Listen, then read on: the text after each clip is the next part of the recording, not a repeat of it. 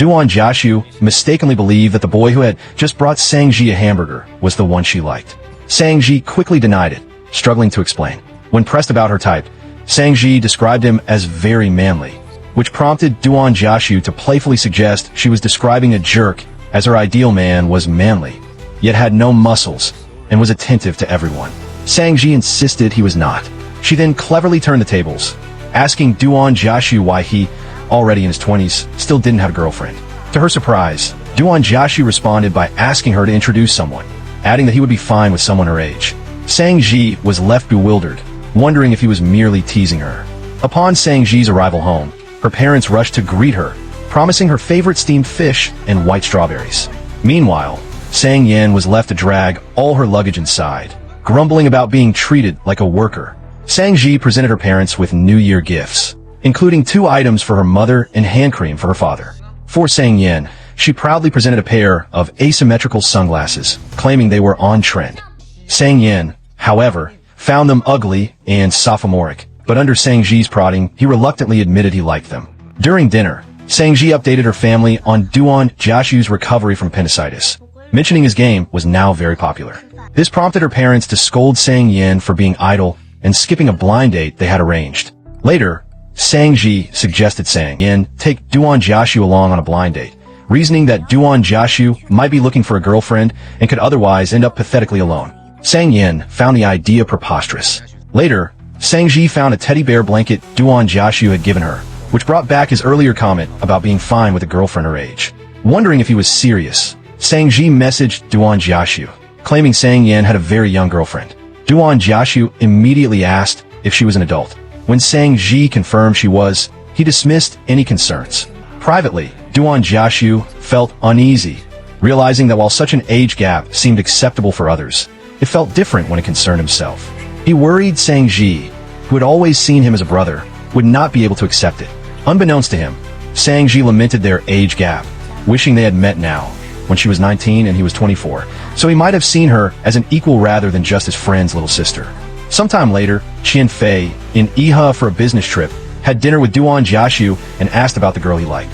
Duan Jiaxu vaguely described her as a little girl, admitting he felt somewhat guilty about the age difference. When asked about the girl's preferred type, Duan Jiaxu described a man who was quite a flirt, attentive to everyone, and a bit shameless. Qian Fei immediately pointed out that this description perfectly fit Duan Jiaxu himself, and suggested the girl might actually like him. Duan Jiaxu initially dismissed the idea, claiming he had seen the man and that he was a jerk.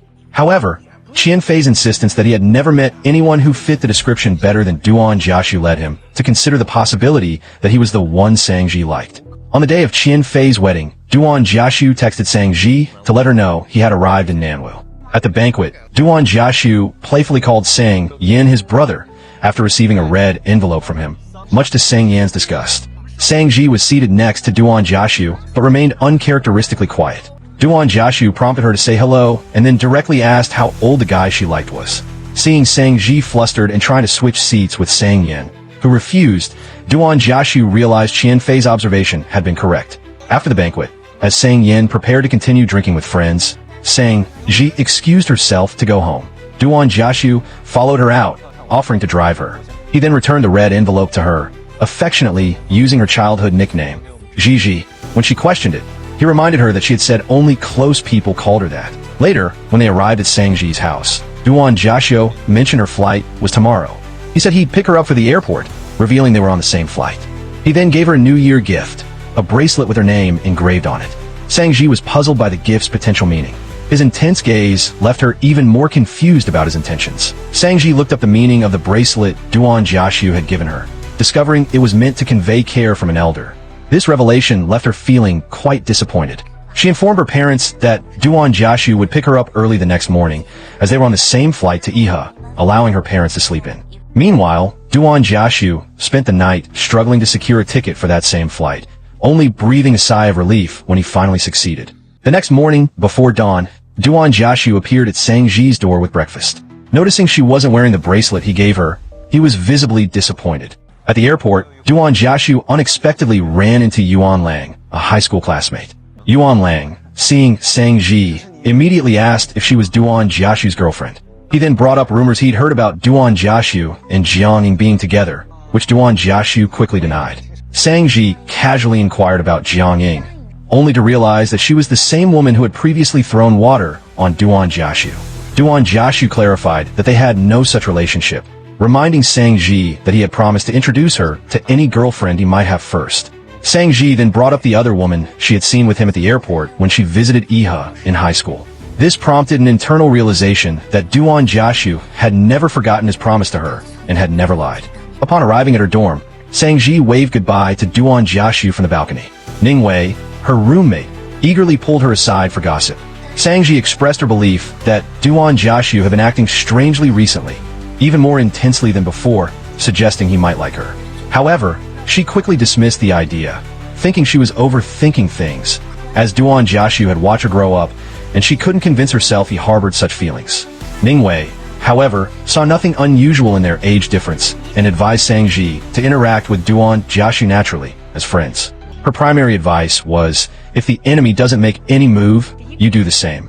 But if he does, you must strike first. Duan Jiaxu had a breakthrough, realizing that the person Sang Ji liked likely didn't exist, and that she was, in fact, referring to him. He promptly called Qian Fei for advice on how to pursue someone, acknowledging that Sang Ji still believed he couldn't possibly like her and that he needed to clarify his intentions to his girl.